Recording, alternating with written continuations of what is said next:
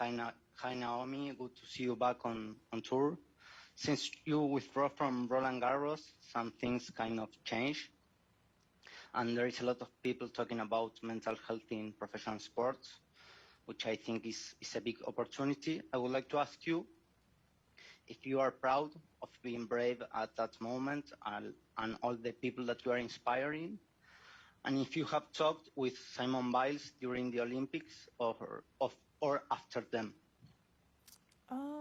Yeah, I mean, hi, nice to meet you. I would say for me in that moment, I wasn't really proud. I felt like it was something I needed to do for myself. And more than anything, like, I felt like I holed up in my house for a couple weeks, and I was a little bit embarrassed to go out because I didn't know if people were looking at me in a different way than they usually did before. But I think the biggest eye-opener was going to the Olympics and having other athletes come up to me and say that they were really glad that I did what I did. So after all that, yeah, I'm proud of what I did, and I think that it was something that needed to be done. Yeah.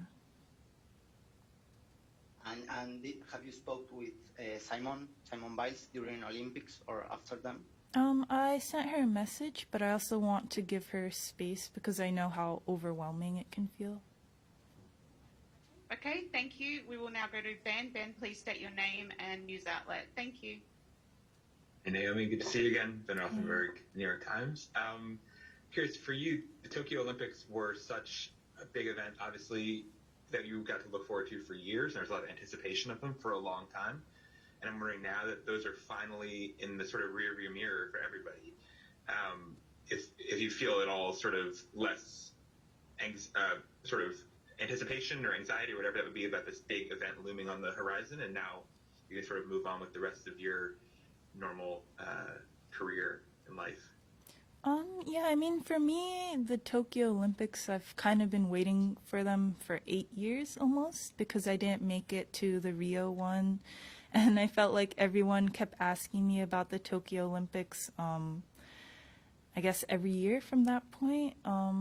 So I feel very sad about how I did there, but also a little bit happy I didn't lose in the first round as well because I haven't played in a minute. But, you know, even the circumstances that it was held in, I was really glad to be able to experience all of that and lighting the torch and stuff like that. It was fun for me, and I definitely think it'll be like a really big memory for me. Thank you very much. Thank you, Ben. We'll go to Chris Odo now. Chris, your name and publication and your question, please. Thank you. Chris Otto with U.S. Open. Hi, Naomi. How are you? Hi, I'm good. How are you? Doing well. Question about press conferences and specifically after losses. I wonder if you could talk to us a bit about how those can be difficult and maybe even give some advice to people on this side of the Zoom, how we can help make it a better experience for athletes who are going through difficult losses and difficult moments as we ask them questions in pressers. Yeah, I mean, for me, I feel like most of the time, this is just me as a person. I'm pretty open when it comes to press conferences. I feel like I've been that way my whole life, and there are times where I would say there's people that I don't know that well that ask me really, really sensitive questions, and then especially after a loss that kind of amplifies a bit. So I would say, like, you know, even repetitive questions, like questions we've been asked before, but maybe you guys weren't there at the previous press conference, just to, like, maybe read transcripts. I'm not like I'm not a professional in press conferences or anything, but yeah, just to like make it a bit more of a friendlier experience, I would say. Would you like to see where it would be maybe an opt-out in certain situations would be a little more available and understood then as well? Yeah, I would say like maybe if we could be given a sort of a sick day, like, you know, I feel like we get fined if we don't do press conferences, but sometimes we feel really like sad, and I feel like maybe there should be a rule that we could, maybe take a sick day from that and maybe respond to you guys in emails and things like that. I feel like it would be kind of fair, but then again, I'm only speaking from my side, and I don't know how, your guys' whole, I guess maybe you want to capture us when we're like straight off the court as well, so I'm not sure what's fair, but yeah. Thanks. Okay, thanks, Chris. We're going to go to, I don't know your first name, sorry, P. Doherty. Please state your name and publication and ask your question. Thank you. Yeah, thank you. It's Paul Doherty from the Cincinnati Enquirer. Let's follow up on that last question. You're not crazy about dealing with us, especially in this format, yet you have a lot of outside interests that are served by having a media platform. I guess my question is, how do you balance the two? And also, do you have anything you'd like to share with us about what you did say to Simone Biles? When you say I'm not crazy about dealing with you guys, what does that refer to? Well, you've said you don't especially like the press conference format. Mm, And yet that seems to be the obviously the most widely used means of communicating to the media and through the media to the public. that's interesting. I would say the occasion, like when to do the press conference, is what I feel is the most difficult. But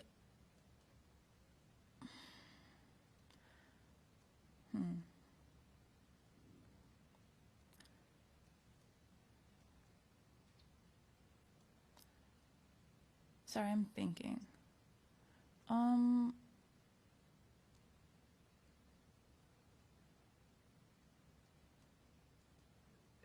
I think we can move on to the next question, Naomi. Do you want to move on to the next question? No, I'm actually very interested in that, like, point of view. So if you could repeat that, that'd be awesome. The question was that you're not especially fond of dealing with the media, especially in this format. You have suggested there are better ways to do it, that we'd like to try to explore that. My question, I guess, was you also have outside interests beyond tennis that are served by having the platform that the media presents to you. My question is, how do you think you might be able to best balance the two? I mean, for me, I feel like this is something that I can't really speak for everybody. I can only speak for myself. But ever since I was younger, I've had a lot of media interest on me, and I think it's because of my background as well as, how I play.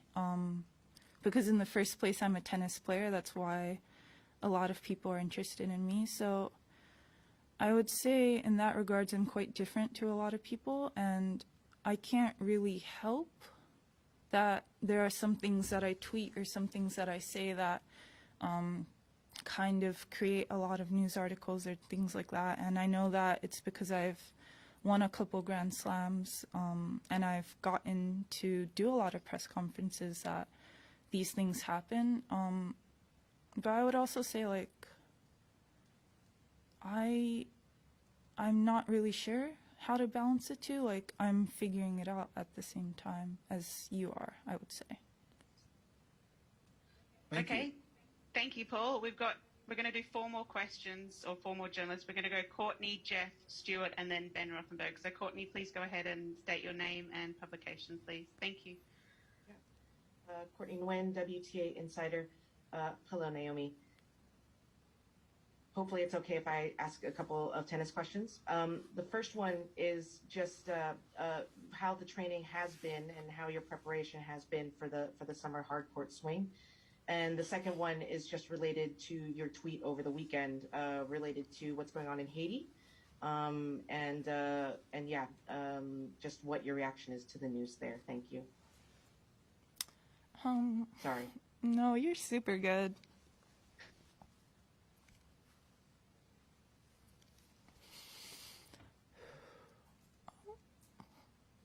Okay, I think we're just going to take a quick break. We'll be back in one moment.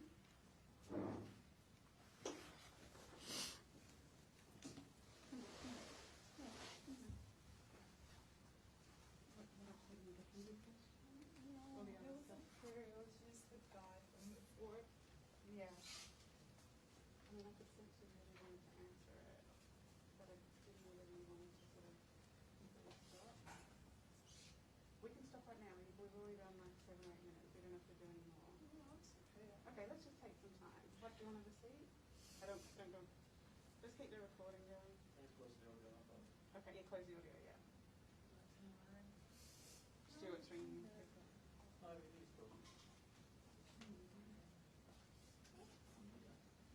Hi. She's okay. She just needs a little break.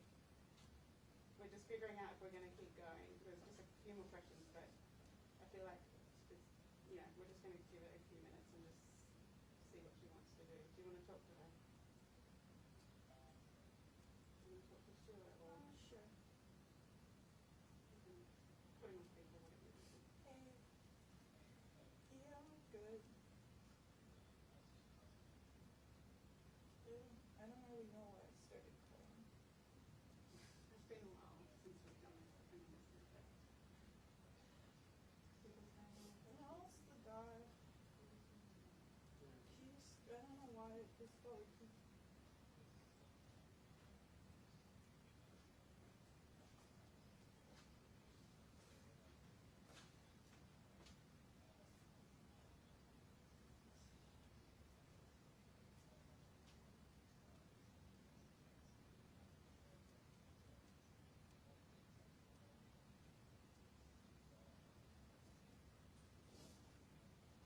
it's just so aggressive. Like,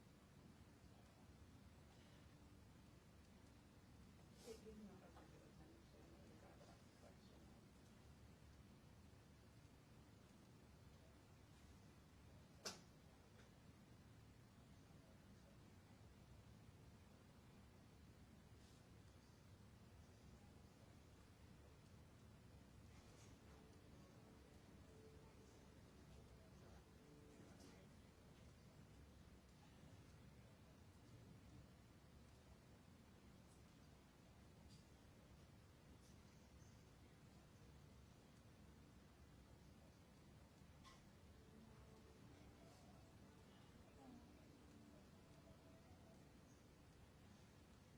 I'm good though. I'm gonna answer Colton's question. I haven't seen her in a while. Okay.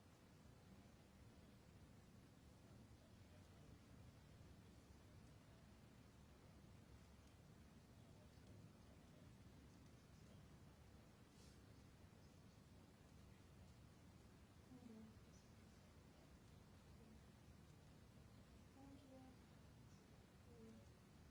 Sorry. No, of course. No.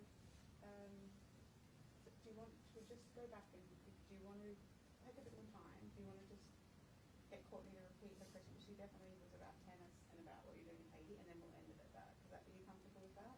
Well, I mean, I can do other people, but I Let's also do. don't know how much No time. one else is going to ask anything.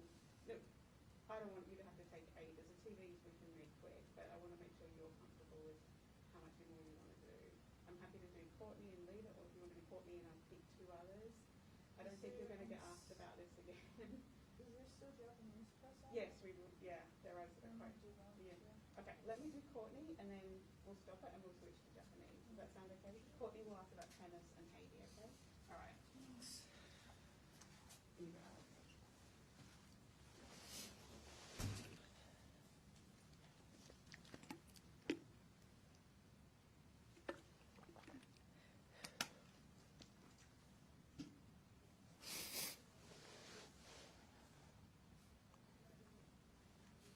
We just have time for one more question before we switch to Japanese.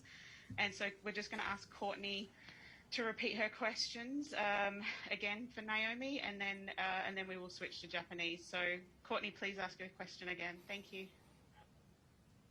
And Naomi, thanks for coming back. And sorry, but yeah, if you could just kind of talk through what your preparation has been like, for the U.S. hardcourt swing with everything coming up, and then also just your thoughts on what's happening in Haiti and your decision with your prize money. Yeah, sorry for walking out. And it's nice to see you. So yeah, my preparation, I would say when I came back from Tokyo, I took like 3 days off and then I immediately started practicing again. And for me, I felt like I played well in Tokyo, but there were still some decisions that I didn't make that well. So I just wanted to get that feeling back because I honestly haven't played many matches this year. So I guess I'll see how that takes me and how well I'll do this tournament and sort of lead it on from there into New York. And I would say for Haiti, I feel like I'm not really doing that much. Like I could do more, and I'm trying to figure out, you know, what I can do and what exactly, or where exactly to put my energy into. But I would say like the prize money thing, it's sort of like the first like thing that I thought of that I could do, that would raise the most awareness. And I guess that is the reason why I announced it. And it's really scary because I feel like I see the news every day, and honestly, the earthquake was kind of close to, you know, my parents' like school there. So I'm honestly not really sure how that's doing, and I haven't seen any pictures of video of it yet. So yeah. Okay. Thank you, Courtney. Okay.